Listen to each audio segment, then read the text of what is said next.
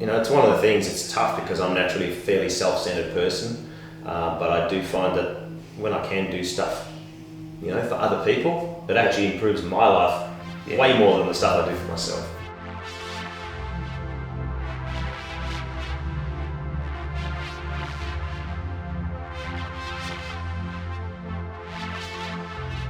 Billy, welcome.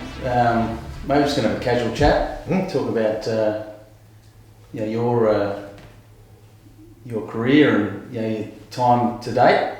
So, mate, you've been a world champion, world record holder, surfer, comedian, truck driver. I try. Certainly covered some space there. Where do you see yourself now? What's keeping you occupied now? Well, I'm busy, that's for sure. I'm a dad, like yourself. I've got a 9-year-old boy, so he keeps me pretty well run off my feet. I'm still driving a truck, but in the last few months I've started working really hard on a men's health podcast. Yes. And I'm looking to actually establish a small network of a couple of other shows, primarily all based out of the Geelong area. One of them's going to be promoting and recording shows with young comedians there. There's a couple in particular. I'm going to give them each their own show, and I'm going to produce and record and release those for them, just to sort of promote the new young up and coming comedians down on the surf coast. And there's another little project in the pipeline I can't quite talk about yet, but let's just say it goes back to the cycling a little bit. Also a media thing that I'm working on with a couple of friends that is should see the light of day in the next few months anyway. Very good. So with the we'll go to your comedian, being a comedian. Like what pushed you down that path? Complete sense of narcissism and arrogance, probably. I've always enjoyed comedy. I never really thought about having a go at it myself until recently, where I saw locally there was a couple of open mic nights, and I just went up and had a crack. Turned out I really liked it, and it just suited me and my personality quite well. I do like to hear the sound of my own voice. Any hecklers in the there's been a couple. I've had a couple of hecklers. But that's just part of the territory. They're fairly easy to deal with normally. They're just people who are too scared to get up and have a go on stage themselves. So you point that out, and they generally shut up. Now, you were born in South Africa. Mm-hmm. Okay. So born in South Africa, what age did you travel to Australia? To Melbourne? Let's see, I was born there, lived there till I was 15. 15. We came over here in 88, January 1st, 88 we landed. And I went into year 10, 11, 12 here out in the eastern suburbs. And at that stage, had you started cycling or? Just started, literally just started. It was a couple of years previous to that. I was mad about my surfing. I had an issue with one of my ears. I had to have a kind of a tumoury thing removed from that, which put me out of the water for a while. Yeah. And my dad had just gotten into cycling, and so he dragged me out on a ride with him a couple of times, and one day they had a little bunch sprint for the service station at the end of their Saturday morning ride, and I was 15 with a bunch of these 25, 30-year-old guys, and I won the bunch sprint. Really? And I'd never won anything. I was no good at running, I couldn't kick or couldn't catch, couldn't do any team sports, couldn't really swim, wasn't a particularly great surfer at the time either. And so to win something like that, I was like, this is interesting. And then shortly after we came over to Australia, and I jumped straight in with Blackburn Cycling Club. Yep. And straight away started winning, and it was very, very weird for me, because I'd never won anything, as I say. Well, that's, from being an old teammate and seeing you progress, from those early days, it seemed to happen quite effortlessly.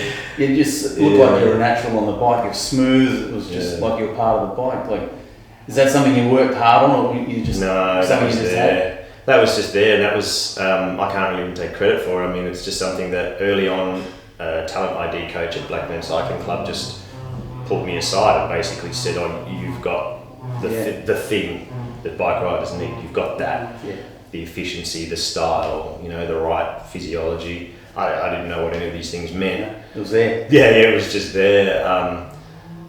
And so, I did progress quite quickly. but that was all without much training and much effort. And I didn't have a real background in the sport like yourself. I mean, you were probably born with cleats on. Born on, yeah. I think I was born on a bike. Yeah, almost. Yeah.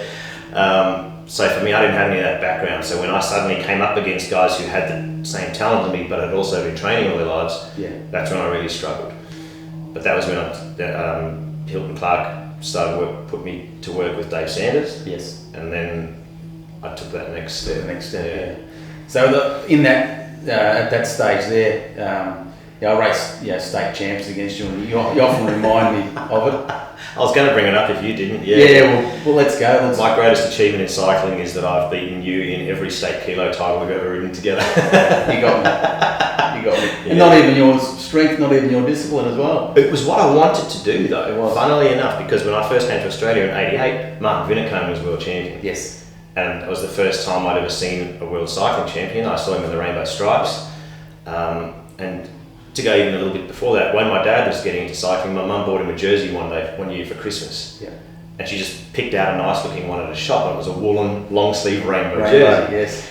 And she gave it to him, and he liked it and went off riding it, and his mates all told him, no, you can't wear that. You can't wear that. Got to earn that one. Yeah. So he came home and he said, I can't wear this thing, and he explained the story. And I was a smart ass kid. I'd just gone into riding, and I sort of walked past and went, you better hang on to it. I'll need it one day. Yeah. And sure enough, whatever it was, 5 or 6 years later, I get back from the Worlds, back to my parents' house, and they've set up, got the spare room set up for me. And sure enough, my dad's got that jersey laying there. There it is. Yeah. But that was, so originally I did want to do the kilo. That was all I wanted to do was the kilo. Yeah. And when I say I beat you at the state title, I was training to peak for the state title. You probably weren't even thinking about it. You're on your way to the nationals and the Worlds. Well, I'd heard about this young fella that was on the scene, and you race every race to win. Exactly. But there's a couple of funny photographs. I've got a couple of old photographs of us as juniors on the podium. I never won one. I'd always be in the middle and you'd be third. I think it was Brad Harris one year and somebody else another year. But anyway, take it. You did it. Yeah. So okay, you said that's your greatest achievement. Mm-hmm. Yeah. That's not bad. Yeah. But when you look at your career, world champion, Grafton Inverall winner. Yeah, that itself is probably one of the toughest one-day races around. Yeah. Just run us through that one. That was an interesting one because, again, all I wanted to do was ride the kilo in the pursuit. As part of my training for that, Dave Sanders, the reason I was struggling was because I didn't have any road miles in me. I didn't like training. So Dave got me doing a lot of road miles, and part of that he decided we were going to race the road season that year in 92, that was, 91, 92. So we did the Golden West Tour, we did the Inverell Week races, we did the Grafton, we did Paddy's Lakes, the bank race all that year. But it was really my first year on the road. I'd never really done much of it, but I was going pretty good. I was sprinting well, I was time trialling well. Yeah. I wasn't expected to do anything in the Grafton. My job there was Dave said, look, keep the bunch together, go to the front of the climb, keep the pace high so that they're not attacking, because we were working for Stuart McKenzie. Yes. And he smashed everything that year, he won everything. But on that day, Davo didn't want the bunch to surge too much, because Dave didn't like the change in pace. He didn't like the high pace, but didn't like the changes in pace. So he said, go to the front, set a hard pace on the climb, and then we'll just see what happens from there for you. Yeah. When we got to the top, and the bunch was blown to bits, there's only 15 or 20 of us left, and then there was a sprint up the road for points, and I was just feeling good. I thought I'll have a crack for the sprint, and I went for it, and I looked around and I had 200 metres on the bunch by myself, so I kept going. Committed. Yeah, well, again, I was 18, I wasn't thinking anything. I had no idea how far to go. I didn't know anything about the race. I didn't know how hard the terrain was going to be from the top of the mountain to the finish. And then 3 guys came across to me, and the car came up, and Dave said, I think you've got 5 minutes. And I was like, oh, okay. Wow. And then he said, just stay in the pack, do your turns. Came up to me with about 10k to go, and he said, keep going, you guys are going good. They're not going to catch you. Yeah. And I dropped back to the car, and he said, if it comes to a sprint, don't lead out, and don't go till you see me. Yeah. And then he pulled off. I didn't know what he meant, where he was going to be or anything. What and I remember coming, I didn't know. I didn't know what the finish line looked like or anything, so we came down, and there's a big roundabout, and then you sort of straighten up down this long, wide road.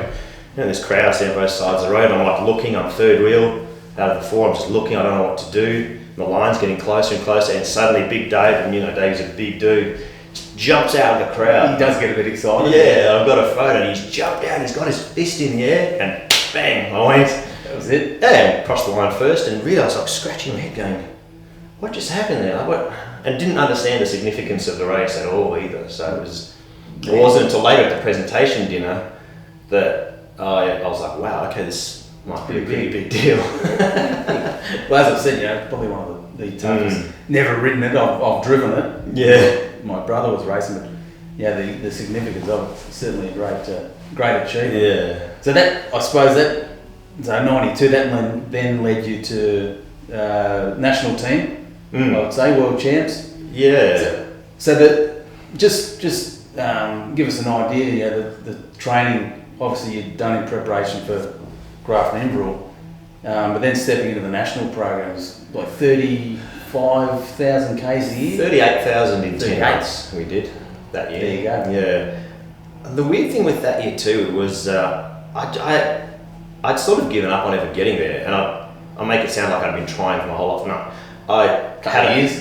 Yeah, I've been racing for 3 years, and I always say I was a good cyclist for about 5 minutes. I had a short career, but I'd never expected to get there. And then once I did, it was such a whirlwind, and I found it really easy in a way because everything was done for me. Yeah. I didn't have to worry about where my food was coming from, or where I was staying, or how I was getting to races. All that stuff was taken out of my hands. So all I had to do was ride the bike. And although mentally it's quite tough, physically my body it coped with that sort of thing. Yeah, that's interesting. Like as a young guy too, it's a big workload to take on. Exactly, and you'd been there a few years already. You were kind of like only 19, but you were kind of one of the grizzled veterans of the pack because you'd been there for years. And so you knew a little bit more about what was going on. And also the AIS at this stage had moved into the Del Monte, which was considerably more plush than the old houses. Yeah. So we had 2 houses side by side. Which is kind of like a detention centre for young men. I believe. I never saw them, but I found that, the stepping up to that next level, physically I found it was okay. I didn't struggle too much with the training. I was never on any given day the fastest or the strongest guy, but the thing that I had with me, with my physiology, was I could just train every day. Yeah, you were consistent. I was just there, I could just keep turning up. Brett and Stewie were usually faster than me. Tim was usually stronger than me, but they had more time out with injuries, more time out with fatigue and stuff like that. My body just kind of kept going. Well, that's it. I was there, rode most of those Ks with you guys, and at the end of the day, you were just a group of four young guys having a great time. Yeah. So when you got on the start line for the world champs, on paper, a new team, young guys weren't really rated at all. But then, world record. We knew we were probably going to win. Yeah. Just based on the times we were doing in training, based on how we were riding as a foursome, especially in the last few weeks in Colorado and then in Cologne. The riding was on the wall, it looked good. I remember Gary Sutton pulling us over one day. We went out for a recovery ride, it was just the four of us and him, and he pulled us over and he just said, you guys are probably going to win this. Yeah. Do you understand that? And we were like, it was starting to sort of sink in. Yeah. And again, for me, I hadn't been a cyclist that long. I didn't understand sort of the significance of this at the time. In fact, it's probably only been in the last 2 or 3 years I've really figured out what it means. Appreciate it. Yeah. It's seeing people's reaction to me now is like, oh, okay, wow, But we did feel like we were probably going to win. We weren't really nervous. We were super confident. We knew each other so well. And relaxed too. That's one I remember. We were calm and relaxed, and you'd done the work, and it was it had all just come. It was almost like it just all come together. Lightning just struck that day, and we knew it was probably going to be like that. A lot of it came down to Charlie's coaching. Obviously, I mean, he knew whatever people want to say about Charlie. He knew how to get the best out of people, and he got it out of me. And he maybe did it in a way that I have resented for a long time. But looking back in hindsight, there's no other way he could have done it with me. No. I was not someone that could have been nursed along and praised. I would have. And at the time, it would never have worked. Yeah, exactly. And at that time, no one really knew any different or any better. So, I mean, he was cutting edge.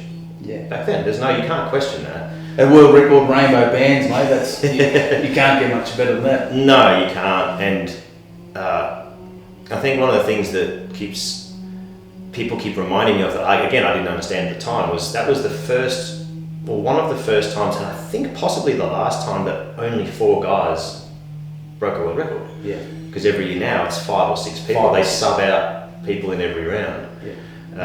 I think I was reserve. I think at one point. I think if something did go wrong, I was going to have to step in. And highly likely would have gone just as quick. Maybe. That's even the people that didn't make the team that year, people like Paul Brosnan, James Cross. Yeah. Those 2 guys jumped into. If they had jumped into any of our spots, probably still would have gone just as quick.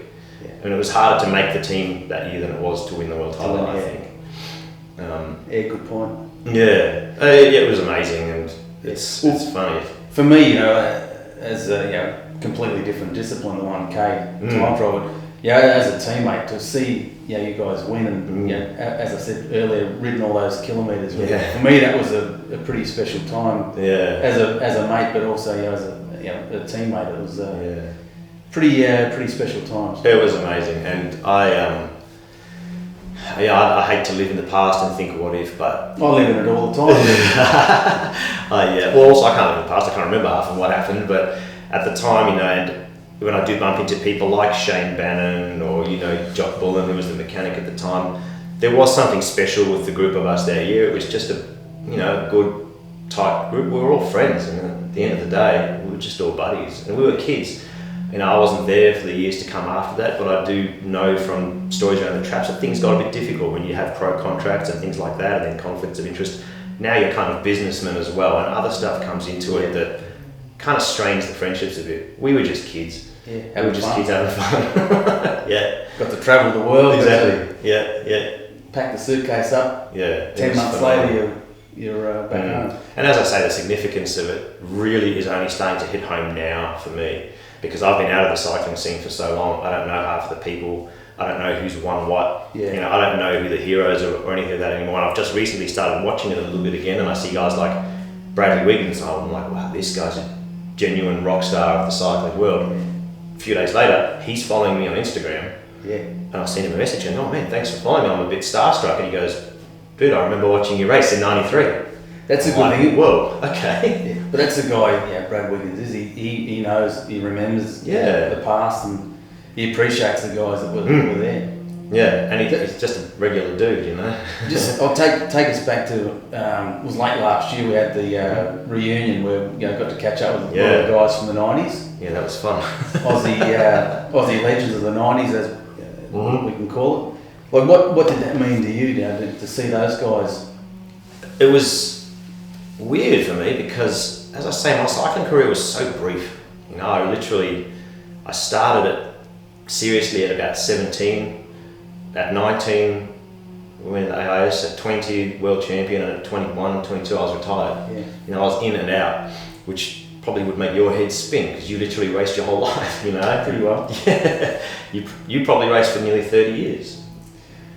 Elite 20. Yeah. So when you look 3 years, it is a short time, but hey, you still can't take away that. No, of course. But the thing about experience. that night, that evening for me was when I did get into cycling when I was in high school, I covered my walls with posters of cyclists.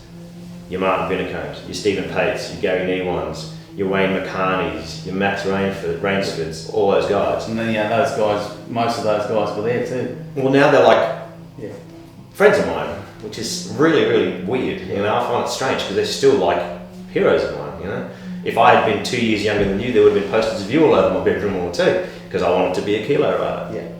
Now Martin Vinnicombe and I chat on Facebook once in a while. It still kind of makes my head spin, like, wow, this is so cool. It was a really fun night. It was really good to get everyone together, and the one thing we haven't done yet is for the 4 of us from Norway, that we've all kind of gone our different ways, and we've had issues, and we've got back in contact, and that looks like this year, finally, the 4 of us might actually get back in one room together. Well, it would have been good 20th year, 1993, so 2013 would have been good. But and we had planned it, but other stuff came up. Life gets in the way. This year we're hoping we can all pull it together, and we were even saying we should get yourself and Gary and Hilly and all them, and have a night. Might be, Probably won't talk to each other for another 20 years after that. Could be an appetite for destruction. Yeah, exactly. It's weird. The whole thing with cycling to me now is such a strange part of my life. So when I look back on '93, it feels like a different person. And now through my son, he's slowly discovering, because there's a lot of cyclists around us. We're down where we live, yes, and they always talk to him about me. Yeah. And he doesn't know me as a bike rider. That's just Dad. That's the guy that does jiu-jitsu and body surfs. He barely rides a bike. Been able to dig out any old videos or? Well, actually, that's an interesting story too, because my wife and son had never seen the video, because I got given an old VHS cassette of the world title ride, and it got lost, or I don't know what happened to it.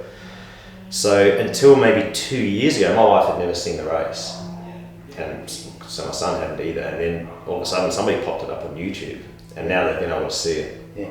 And I think because that came to light, and then a couple of other articles have been written recently where I was sort of quoted or interviewed, and within the space of about 4 weeks, my Facebook friends list went from like 45 people to now I think I'm 700 or 800 or something, and most of them I don't really know, but I've had interactions with in my cycling life or since. That's the beauty of social media. The beauty and the pain of it. The pain.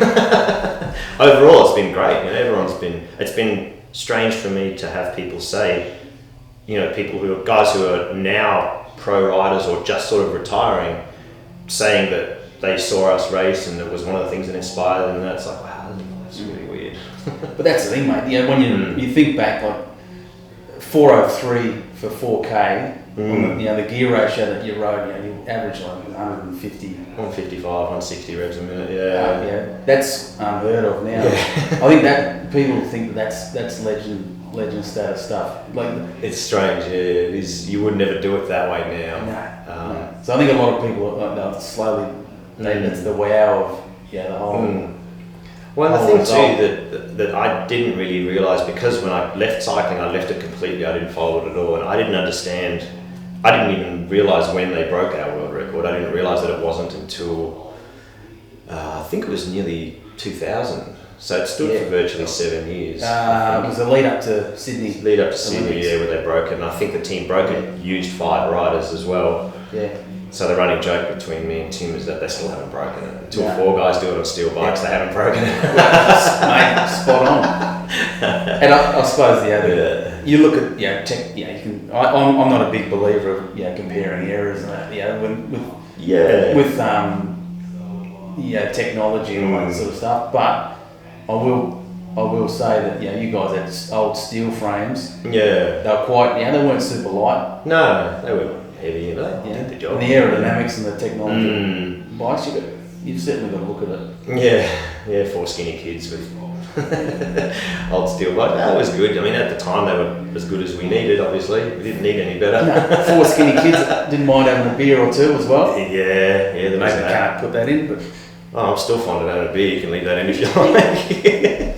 That's caused me no end of trouble. So just like now, you mentioned that your son's into riding, and yourself, you're doing a little bit. I see your dad still doing a bit as well. He never stopped. My dad's been riding his whole life. He's a mad mountain biker. He's building trails up in the hills where he lives, and he rides every day if he can. So that the 3 of you riding, that must be a bit of a buzz. Yeah. Look, my son's just sort of starting to get into it a little bit. He had a little go on the velodrome in Geelong this year. I saw that. I saw. Yeah, right. So got the new bike. Not new, the new old bike. Lindell's bike, actually. Lindell Higginson's old bike. Well, Lindell Hall now, but he's had a little ride around on there, which he's sort of enjoyed, but personality-wise, I don't think I have to worry about him being a bike rider. He doesn't have a competitive bone in his body, so it'll just be for the love of it for him. If he wants to do it, he'll do it. Yeah, and I think he finds, one of the issues he finds is every time we turn up at a track and people figure out who he is,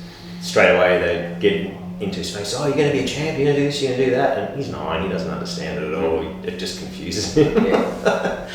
If he just enjoys whatever he does, I'll be happy for him. You know. Yeah, that's it. You can't ask much more than that. No, as long as he's happy and healthy and enjoying what he's doing. I can't push him to do things. That doesn't work with kids anyway. They're going to do whatever the hell they want. So, Billy, you're into jiu-jitsu. Mm-hmm. I've got no idea what I've seen it on TV, but as far as the pain, I'm sure there's elements of it that are quite painful. Did cycling in a way set you up for what you were able to do and tolerance and your discipline and all that sort of thing? It's funny because one of the things that I did get out of my cycling, especially the training, was learning that when you feel like you can't go on, quite often you can. Yeah. And it's the head. Yeah, the mind is telling you. It's in the head, yeah. And with jiu-jitsu, it's basically like wrestling. There's times where you've got some big strong guy sitting on your chest trying to strangle you, and having the wherewithal to know I'm actually okay here for a minute, I'm okay. I can start to work on escape or something like that. Being able to quiet that voice that's screaming out to tap out. Yeah. And Davo used to say to me, you're fitter than most people, you've got better physiology than most people. If you feel like you can't go on, they feel worse. And that's played out for me with jiu-jitsu a lot of times. I'm not super good at it or anything. I got into it at an old age. I'm double the age of half the guys that I'm fighting or training with anyway. I get my ass kicked a lot, but I give as good as I get with the young dudes. So in jiu-jitsu, is there such a thing as a poker face, race face? Oh yeah, absolutely. It's a very, very mental thing because it's so technique oriented. It's not just about strength. If you're good, like one of our best black belts at our club's a little guy and he ties us in knots. Yeah. It's about leverage and positioning and psychology, and a lot of it is beating people by getting them to make the mistake. You'll get them to put themselves in a position where they're off balance or don't have the leverage or the grip. Yeah. So it's a lot of mind games, and as a cyclist I was never a good tactician, which is why I was good at shooting, riding around in a circle. But as I've gotten older, I've discovered that becoming a bit more patient, a bit more strategic. And so we're going to get down and do a few moves. I can show you. I'll show you how to choke someone out if you want. Mate, I've got a bad shoulder. I'll give this one a miss today. Well, and the funny thing too is that one of the reasons I got into jiu-jitsu is my whole life I've never been in a real fight, but I've never known how to fight. I've never known how to look after myself or defend myself.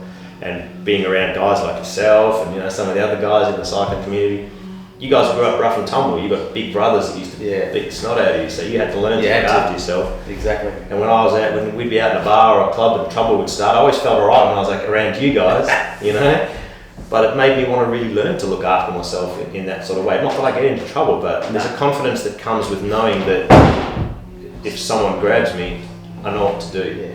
But I suppose it's not just that, it's also the discipline, the whole, the package. Yep. Learning something new and different and difficult. Yeah. I think for boys in particular, learning something difficult is important. Yeah. My son's not a competitive kid, but I would hope that he will at least spend some time with me in the martial arts, doing a bit of jiu-jitsu, something like that, because I think it's important to know. It's important to know someone can kick your butt. Otherwise, you go out in the world cocksure with a chip on your shoulder, and someone will kick it eventually. Yeah. I'd say it's easy to be half cocked and think you know it all. Well, yourself, you're a great example of this because you grew up with a group of big brothers. Certainly knocked you about probably quite a bit, playing and roughing and wrestling and stuff like that. Without a doubt, they pulled me in the line as well. Yeah. There's many times when we cleared the lounge room out. My dad was he was a boxer. He's a boxer, that's right. Yeah, cool. Anyway, we had a pair of boxing gloves, and the brothers they'd throw me one boxing glove. It was always the left one. Being a right-hander, that's no use. So I just had to use jab. I just had to use the open, the bare right hand. But you can see that type of thing in a young man. You can see somebody who's had that because they're respectful. Yeah. They're calm. They don't look for trouble. Yeah. And they know how to respect people older or bigger. Yeah. And they just carry themselves better. What these days? Are you riding at all? You said you've done a little bit with your son, but I ride a little bit. I've got a mountain bike or a cyclocross bike. I ride out in the hills a bit, and I'll get out on the road bike. There's a bunch that leaves from Anglesea every Saturday morning. I'll get out with them once in a while. Yeah, good. But all my fitness and conditioning stuff now is all geared around helping my jiu-jitsu pretty much. I did see you there at Disc Velodrome. Was that last year? Yeah. Club state champs, helping the Brunswick Yeah. team out. You actually didn't look too bad, mate. I was 10 kilos heavier than I am now back then, but yeah, no, that was fun. That was an idea that my friend Cam McFarlane, a friend of ours, Cam McFarlane, had to surprise another friend of mine, Gabe, who's got multiple sclerosis, and they wanted to give him an opportunity to ride in a state title. Yeah. And so we surprised him on the day and put together a team and rode a team pursuit with him. Rode okay too. Yeah, he went great. I mean, he struggles with all manner of problems, but you know, he got out and had a ride, and it really meant a lot to him and meant a lot to me too, to be able to do that for a mate. You know? Yeah, but that's the thing, though. That's for you to get out there and you're obviously out of your comfort zone. Oh, well and truly. But to help a guy like Gabe out and see that, I remember seeing the excitement and the thrill he got from it. So absolutely, that's a win. That's a win-win, mate, there for sure. And he recently, I'm sure we're probably going to get to this anyway, but he recently did an interview with me on my podcast, and we talked about that a little bit and how much it meant to him, and it's one of the things. It's tough because I'm naturally a fairly self-centered person, but I do find that when I can do stuff, for other people, it actually improves my life way more than the stuff I do for myself. Yeah, feel good stuff. Yeah, it's tough though because you want to do your own thing. We'll talk about your podcast, My Shout. Mm-hmm. That you cover a lot of different topics. So is that stuff that you've obviously personally experienced, or you just open it up to whatever. The way the podcast came about was that at the start of this year, I've had long history of problems with all kinds of things. I've been diagnosed with anxiety, depression, whatever. I've had problems with booze and with drugs and all kinds of things. And it always felt like there was a piece missing. There's a piece of the puzzle missing. There's something, if I figure out what this piece is, the puzzle will come together because it's just never made sense. I'm smart, but I just can't seem to get things finished. I start projects, they go to crap really quick. I sabotage things like I did with my cycling career. That foursome we should have dominated for 5 or 6 years. Yes. But I was gone at the first drop of a hat. Tried to come back, made a bigger cock up of it than I ever did. Yeah. And it just happened through a series of coincidences that I was talking to my GP about these things, and he said, "Have you ever been tested for ADD or ADHD?" And I said, "No, I didn't even think it was a real thing." And just a bunch of I thought it was just naughty kids, naughty kids who get drugs. As it turned out, he sent me off to a specialist, and we spent a long time talking about it, and he diagnosed me as being on quite the severe end of it. As a result of that, I started on medication, and it's turned my life around massively. So I wrote a blog post about this, just to see, if people might be interested. And the response I got from that was huge, and it was overwhelmingly from men opening up to me about problems they had. Yeah. And I was like, well, why aren't you talking to people about this? Go see a doctor. I'm an idiot, don't talk to me, talk to your doctor. And it dawned on me that maybe if I did something like a podcast or radio show or something like that, I could get guys who had these problems and who had solved them or who were in the process of dealing with them to talk about their issue openly. Relax. And that's why I call it My Shout, because literally it's like we're just having a beer and having a chat. I get told off because there's an occasional F-bomb on the show, but that's how guys talk. Yeah. I don't want to edit that. I want people to be comfortable talking about what they are dealing with. And so we've had people, so far with MS, with depression, people who've survived cancer, and people who don't have any major problems. People who have achieved in some sort of area that has a message for men or just the to share their experience as well. Exactly. But that's the thing. It's a good opportunity to get things off your chest if you do. Yeah. If you wanted to go down that path. Exactly. And also for men out there who don't want to talk about it, they can hear someone talking about it. Yeah. So they don't necessarily have to open up. But it gets them thinking. Yeah, they can go, oh, well, that guy just went to a GP. Yeah. Well, I could do that. Yeah. Maybe I don't have to sit on a couch and pour out my heart and soul to a psychiatrist. Yeah. Maybe I can just go see my GP. And if that, if it does that for one or two guys, which it has already, the response has been overwhelmingly positive. That's it, mate, or it just triggers something that's, maybe I need to just talk to my mate, or talk to my brother or a sister or wife. Yeah. No, it's not go that far. No, I won't. No. Well, that's the thing too. Although it's called a men's health podcast, I say at the start, it's for men or people who love them, hate them, live with them, have to work with them. Yeah. So it's for everybody. Yes. You know, I'm going to be doing an interview in the next few days with a couple of women. With one of them, it's going to be her experience with her father and his dealing with mental illness and the effect on the family. Just to hear things from a woman's point of view that we normally wouldn't sit down and hear. It's going to be a good opportunity for that as well. So good. No, I've heard a few of the podcasts, and I think it's great stuff. So as a father of twins, I'm looking forward to the Shane Kelly episode it'll coming happen. soon. It'll happen. But mate, thank you very much for sharing your stories and no worries. Pleasure. Going back a few years, but also the current stuff as well. Yeah. I've certainly enjoyed it, mate. So thanks. Yeah, anytime. Love it. Thanks, Bill. Cheers.